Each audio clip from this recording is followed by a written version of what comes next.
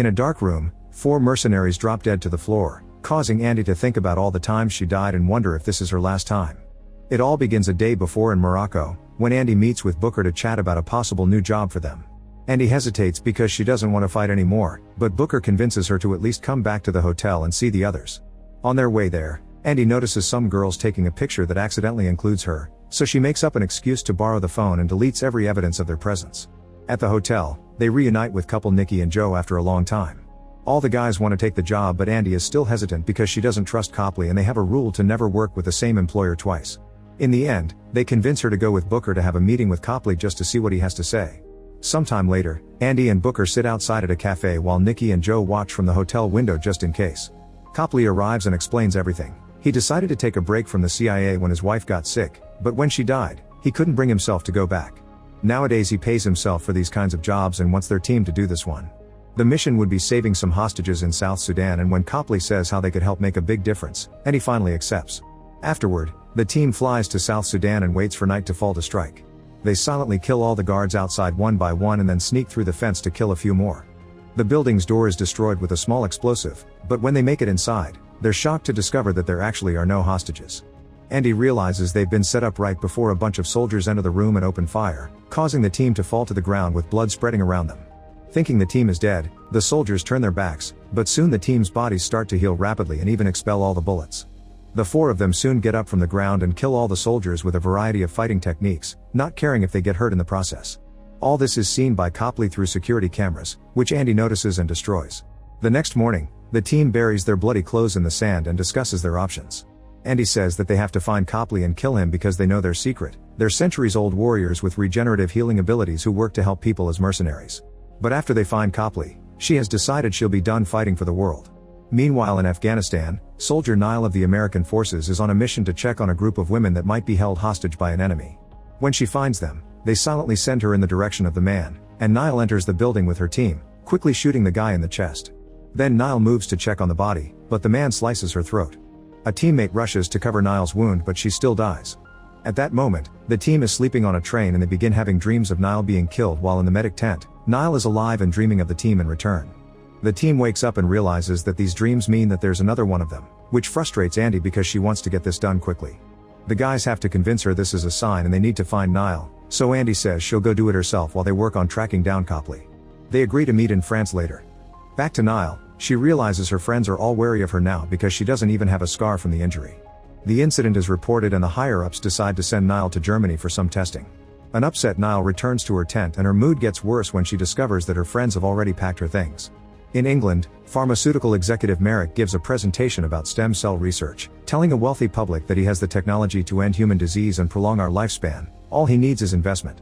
Afterward, Merrick meets with Copley, who shows him the footage of Andy's team coming back to life. However, Merrick is unhappy, explaining that he needs hard evidence because people will just think the video was edited. He needs Copley to capture them and bring them to him. While Nile waits for a helicopter to pick her up, Andy cuts in and knocks all the guards out before doing the same to Nile. Moments later, Nile wakes up in the trunk of an army vehicle driven by Andy and immediately tries to escape by kicking out the back. Nile falls to the ground and Andy quickly stops driving to go after her, so Nile tries to run away but Andy stops her by shooting the back of her head. Then Andy waits for Nile to come back to life and Nile responds by stabbing her on the shoulder. Andy isn't bothered and tells her that if she wants answers, she'll have to come with her. Afterward, Andy and Nile take a plane to France that is currently participating in a trafficking operation. Andy calls the team to inform them she's got the girl, but they don't have info on Copley yet. Before they leave, Andy destroys her phone. Then she tells Nile about her team and the fact they have no idea why they're immortal, but Nile doesn't find these vague answers very satisfying. After Andy falls asleep, Nile binds her to her chair and holds a gun to the pilot's head to make him fly back. When Andy wakes up, she talks to the pilot in Russian, telling him to play dead so she can distract Nile. Andy pretends to shoot the pilot and the plane starts falling, so when Andy says she knows how to pilot, Nile releases her. Then the pilot regains control of the plane and corrects their course back to France while Nile and Andy get in a fight. With way more years of experience, Andy easily wins and gives Nile some serious wounds to calm her down. As the girl watches her injuries heal on their own, Andy finally convinces her to collaborate. Later in France, they meet with the rest of the team in an old abandoned church, where they have dinner and Nile gets to learn more about the team. Booker became immortal in the 18th century, Nikki and Joe were enemies at the Crusades, and Andy says that she is the oldest but doesn't remember her actual age. The team also tells Nile that it is possible for them to die, but it is very rare. After an immortal has been alive for long enough, their wounds just stop healing, indicating it's their time. Afterward they all go to sleep except for Andy, who stays on a chair in the living room. In the middle of the night, Niall has a nightmare that wakes everyone up. She explains that she saw a woman in a coffin drowning in the sea, and the team tells her that was Quinn, another immortal that used to fight alongside Andy. Back then they had been attempting to free women accused of witchcraft, but they were caught and accused of witchcraft themselves. Soon the town realized they couldn't die, so they made a special plan. They separated the women and locked Quinn in an iron coffin, which was thrown into the ocean. Since then, Quinn has been drowning over and over, reviving and dying again forever. Upset by this story, Niall rushes outside and Andy follows her to tell her they're all she's got. Suddenly, they hear Copley's soldiers arrive. As Copley watches everything from a surveillance van, the women go back inside and discover that Joe and Nikki are nowhere to be found, and Booker has been blown up by a grenade, which takes a while to heal. Then Niall waits with Booker while Andy goes after the soldiers. Once again, she jumps into the fight without caring about getting hurt and defeats everyone in seconds, which causes Copley to go away in fear. Once it's over, the group packs their things and goes looking for another hideout. Meanwhile, Joe and Nikki wake up in a van surrounded by soldiers, who make fun of them for being a couple and keep them apart when they try to kiss. Soon the van takes them to an airport, but when the doors are opened it's revealed that Joe and Nikki have killed everyone while still being handcuffed.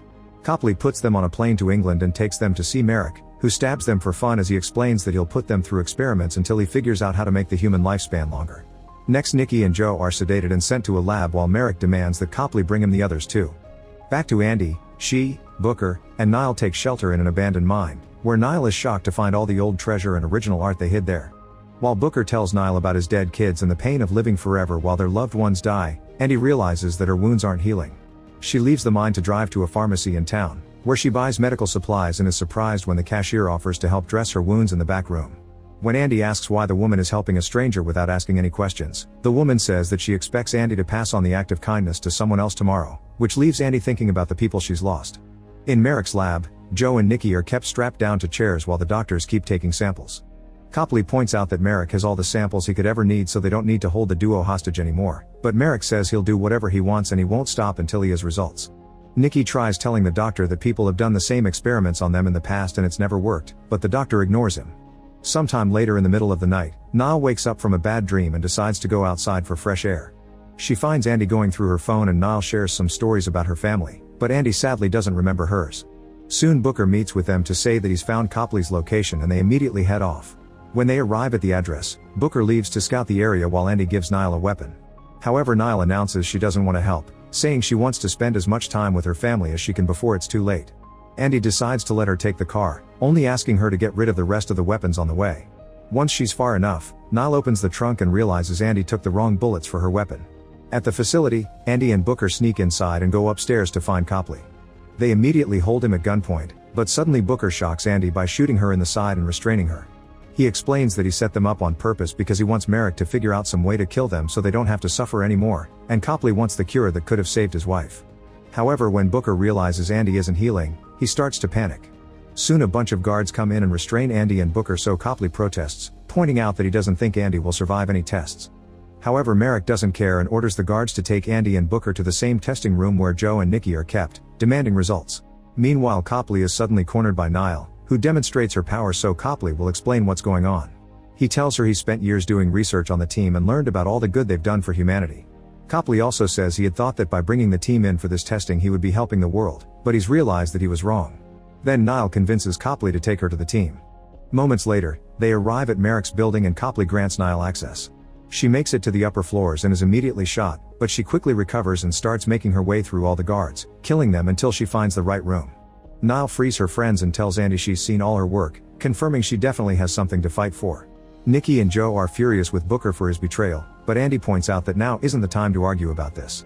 Afterward, the team moves through the building fighting guards as they try their best to cover Andy, but she quickly proves that she's still just an amazing warrior even if she's no longer immortal.